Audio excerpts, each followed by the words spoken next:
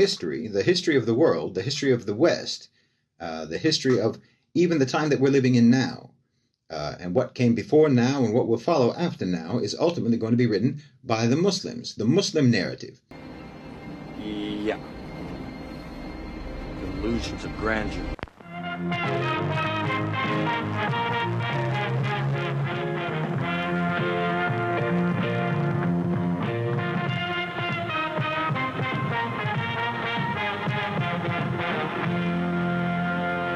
Welcome back, everyone, to Bridge the Divide, where I examine irrational beliefs, the irrational behaviors that often follow, and how we, with education, rationality, and reason, can bridge the societal divides that they create. Today, we're going to take a look at a video from Catholic to Muslim convert Shahid Bolsen from over at the channel Middle Nation. Now, without trying to parse out all the incredibly convoluted and gory details, which includes a few things like Islamic extremism, ties to Al-Qaeda, UAE propaganda, kidnapping, premeditated hashtagging, and government corruption, seriously, this guy's life reads like the B-plot of a Ludlum novel. It should suffice to say that Shahid is a rather problematic figure on the internet. Shahid also seems to have a real problem with atheists and what he calls their willful and unreasonable doubt, which from what I gather about him is just how he obliquely refers to skepticism, and he thinks that theists should simply never engage with atheists. So let's find out exactly why Shahid thinks his position should be the case for theists and exactly how he justifies it. Break it on down for us, Shahizi. Atheists are trolls mostly. I mean, these are people who identify as smart people, and somehow they've tricked people into playing along and treating them like smart people.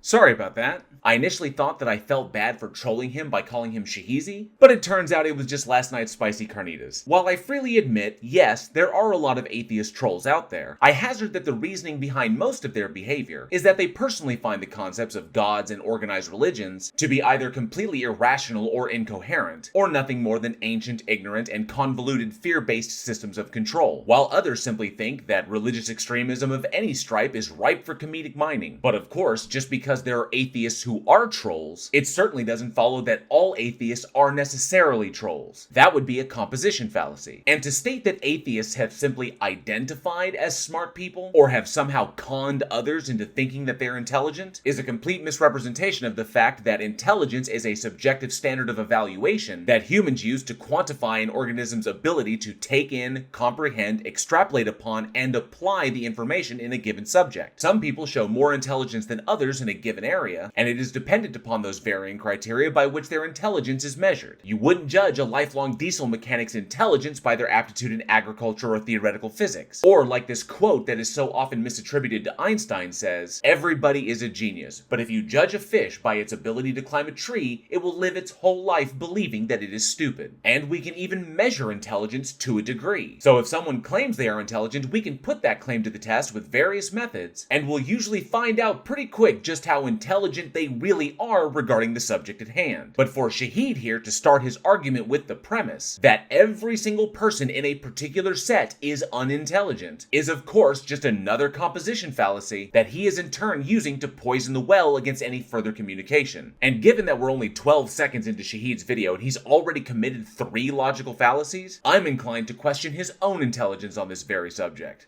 It's the definition of futile for a religious person, and certainly for a Muslim, to abuse any moment of their time engaged in the charade of debate or discussion with an atheist. It's a bold strategy, Cotton. Let's see if it pays off for him. Well, that's certainly an interesting tack. Firstly, because it flies in the face of the Abrahamic texts that followers should always be ready to engage with unbelievers to both spread and defend the message of their faith. And secondly, it calls for a stop to the spread of information and the exchange of ideas. Given the direct consequences of those two things, it demands the question as to why Shahid would call for something like this. If his position is true, and the atheist, like myself, is absolutely interested in truth, then it certainly wouldn't harm the theist to demonstrate to the atheist the truth of their position. Otherwise, all killing the conversation in the crib does maximum effort, is prevent the parties from providing information to each other. So Shahid is either starting from the position that all atheists necessarily could never be convinced by anything a theist would say, or he's concerned about theists being exposed to information that he doesn't want them to have. The former being yet another composition fallacy, the latter being sheer intellectual dishonesty. I'll let you decide which is worse. Trying to convince them of what's obvious. Shahid, you seem to have forgotten that human beings are currently fixed to their inaccessible and subjective internal experiences. Even if we as a species had access to what we would call objective reality, we currently lack the ability to determine if it was or was not objective reality. What may appear obvious to you, Shahid, is not necessarily obvious to anyone else, especially if the proposition that you're concluding as obviously true is solely predicated upon an assumption or a personal feeling and you can't actually demonstrate it to be the case. And of course, if you kill the conversation before it can even begin, then the rationality behind such a position can never be parsed out. I think it's becoming clear that Shahid is actually more interested in safeguarding fellow believers from information that he's concluded challenges or even defeats their position than he is in just protecting their time and energy from engaging with atheists at all. When their whole identity is built around denying the obvious because they think it makes them smart to do that. Not to mention, when you have Muslims or religious people engaging with someone who is an atheist as a career, a professional atheist, whose job it is to willfully not be convinced. Well, first, it's a complete mischaracterization of atheists to state that their disbelief is solely predicated upon a need to feel smarter than the theist. I mean, just because we usually are doesn't mean that's the ultimate goal. Generally, not believing in a proposition is a result of not being convinced of the truth of that proposition. For example, I myself do not believe in the existence of a god or gods because the propositions have either been logically defeated or there is insufficient reason or evidence to warrant belief in the unfalsifiable ones. And by the by, if your position was actually true, would it not behoove you to advocate for theists engaging with the most intellectual members of a particular group? Directly facing the challenges from a person who by virtue of their profession can provide the most salient critiques would only serve to improve your own arguments, and if you were to change the minds of the most knowledgeable members, you increase the likelihood that they in turn will convince others of your message. I mean, what do you think it says, Shahid, about the character of a person who takes the time and energy to earn a black belt in something, but then outright refuses to compete against anyone other than white belts? Wow. This is really one of those heartwarming moments in sports where you just... Oh! Oh my God! That is not good. And you've also mischaracterized skepticism by calling it being willfully not convinced. It really just seems to be an ad hoc rationalization that you came up with to shield yourself, and by extension your faith, from the fact that you've thus far been unable to convince others of your position. So you just throw out the claim that all atheists are disingenuous, just so you can justify preemptively throwing in the towel. Fuck it, I quit.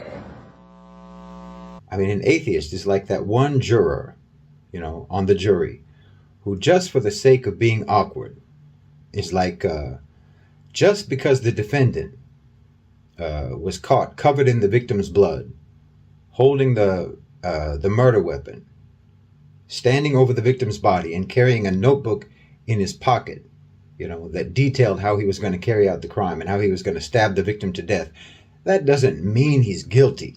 Well, that analogy is simply terrible. First, Shahid, you're still working off your composition fallacy. Second, have you ever even read or seen 12 Angry Men? Because that entire play is all about not allowing one's preconceptions to dictate their conclusions. In your own analogy, Shahid, you presented a lot of evidence, all of which would appear to be extremely damning on its face, especially when, we haven't heard the defendant's side of things. But you also conveniently left out the possibility of more conclusive evidence that would increase or reduce the possibility of the defendant not being the killer, like time of death, forensic analysis, video evidence, eyewitness testimony, and any potential alibi the defendant may have. If the defendant was found with the victim's blood on them, was in possession of the murder weapon, and also a journal that detailed the elements of the crime, but they happen to have an alibi that puts them in a public place with both video evidence and eyewitness testimony at the time of death, then obviously the defendant, while possessing motive, did not possess the opportunity, and could then be found innocent innocent of that particular crime. Just because skeptics often demand extraordinary evidence to support an extraordinary proposition, like, I don't know, the proposition that a god exists, is certainly not an indicator of incredulity, willful dishonesty, or malicious intent. That you are seemingly unable to meet that standard is not a skeptic problem. That's a you and your God problem. We weren't there when it happened. I didn't witness the crime myself. You'd actually have to bring the victim back to life and have the defendant murder the victim in front of me, and then maybe I can be sure that he's guilty. Otherwise, it's just conjecture, biased interpretation of evidence. It's preposterous. Well, yes, that would hold. But of course only for the intellectually dishonest analogy that you just presented. In fact, your entire "I have to be there to witness it in order to believe it" claim is just disingenuous. And they think that they're being intelligent. Sorry, Shahid, as much as you don't want to admit it, not deriving one's conclusion solely from anecdotal evidence or personal feelings is the intelligent move. Your credulity, on the other hand, is what is most definitely not intelligent. But hey, Shahid, you know what would really liven up this whole fallacious hit piece of yours? If you were to actually present evidence for what you seem to think is so totally obvious. They're committed to fabricating reasonable doubt, even if it's unreasonable to everyone but them. You know what would be great, Shahid? An actual example or explanation of how atheists do this to back up that claim of yours. Otherwise, it's nothing more than just a baseless assertion about a group of people that you already possess a bias against. I mean, just by the principle of Occam's razor, which they like. Yes, not multiplying one's entities unnecessarily is a good thing, because the fewer assumptions you have to make to support the truth of your proposition, the higher the probability will be that your proposition is true. God exists. God is the simplest and most obvious explanation for existence, for the universe, for creation. Well, that was two positive claims, and unfortunately for you, you have no evidence to back either one of them up. To the first, you cannot demonstrate that a god exists. All you've actually done is engage in a tactic that is popular among theists, and that is to identify a particular question that we can't answer, and then define your god as that which answers the question. And to the second, just asserting a god did it is not the simplest answer. You just saying it is deliberately ignoring all of the questions and entailments that come attached to that assertion that must all be addressed to satisfaction before we can accept the proposition is true. I honestly have no idea, Shahid, why you would bring up Occam's razor, because what you've just done is actually the complete opposite of Occam's razor. So you have to justify why this obvious explanation isn't true. That's easy! Because we've discovered that when you start with the presumption that such an entity exists, and then really dig down into the logical entailments, we quickly find that the only things that back up the claim are arguments from incredulity, ignorance, and appeals to emotion. We find that there is zero sufficient evidence to support the claim. Thus, belief that the proposition is true is utterly unwarranted. You have to convince me of why there has to be some other convoluted, fantastical explanation for existence. Man, talk about projection. And we are not the ones that are making the claim about what does or does not exist, Shahid. You are. Just because your unfalsifiable explanatory hypothesis is insufficient does not mean that we atheists are under any kind of obligation to come up with a replacement for it. We can simply point out the flaws in your position and then honestly acknowledge that we don't currently know. And just because we freely admit that we don't currently know, in no way indicates or even increases the probability that your particular hypothesis is the right one. Just like in a criminal case, you have to come up with some plausible explanation for why the overwhelming evidence does not lead to the obvious conclusion.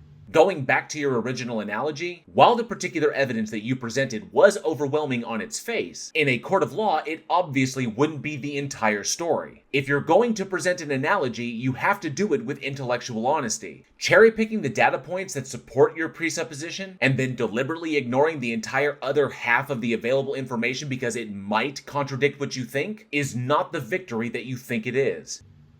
Because look, again, like in a court case, the fact of the matter is that guilt or innocence is impossible to prove beyond a shadow of a doubt. That is absolutely false, Shahid. And seeing as how your video came out in September of this year, almost 2 months after the Darrell Brooks trial, in which both photographic and video evidence showed in explicit detail the defendant in direct commission of the crime of which he was accused, and ended in a guilty verdict on all 76 counts, shows that you simply didn't watch how a person can be found guilty beyond a shadow of a doubt. So honestly, at this point, Shahid, you're just denying reality. You've got blinders on to the world. Any half-decent lawyer will tell you that. An attorney's job is to tell a story using available evidence as props. And whoever can come up with the most plausible and the most convincing story based on that evidence, or the interpretation of that evidence, will win the case. Yeah, that's pretty much how legal proceedings work. Prosecutors use all of the evidence they can as bricks to build an impenetrable wall that indicates guilt, and defense attorneys utilize all the evidence at their disposal to poke holes in the prosecution's wall to reduce its quality and create the window of reasonable doubt. You're honestly not telling us anything we don't already know. So instead of bloviating in a veiled attempt to justify your failed analogy, how about you, I don't know, present your evidence? The prosecutor interprets the evidence to prove guilt, Yes. and the defense attorney interprets the evidence to cast doubt about that guilt. Yes, I see. And when all of the evidence leads to an obvious conclusion, Be quiet. the defense attorney really has to earn his money. Be quiet. I order you to be quiet. That's when he has to get creative. But that's why in the legal system, it's the phrase isn't actually beyond a shadow of a doubt, it's beyond a reasonable doubt. Now you're just arguing semantics. Come on, old man, do you have anything substantive to back up your original claim? Or have you just forgotten where you were in the conversation and that's why we're so sidetracked? Because there's usually only one story that's actually plausible. There's usually actually only one interpretation of evidence that's believable. The operative word there being usually, meaning not necessarily the case. Words are important, Shahid.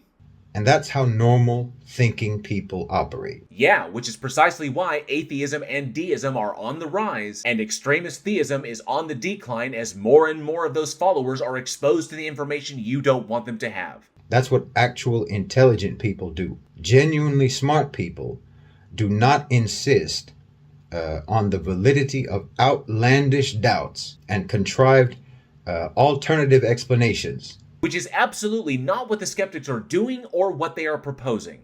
When clear-cut explanations are plain to see and are accepted by the majority of people. So that would be a repetition of your previous claim, followed up by an argumentum ad populum. Honestly, Shahid, the number of logical fallacies you're committing in this video is getting a little out of control. But I'm quite certain that having all of your fallacious reasoning constantly pointed out to you has absolutely nothing to do with you not wanting to engage with atheists anymore.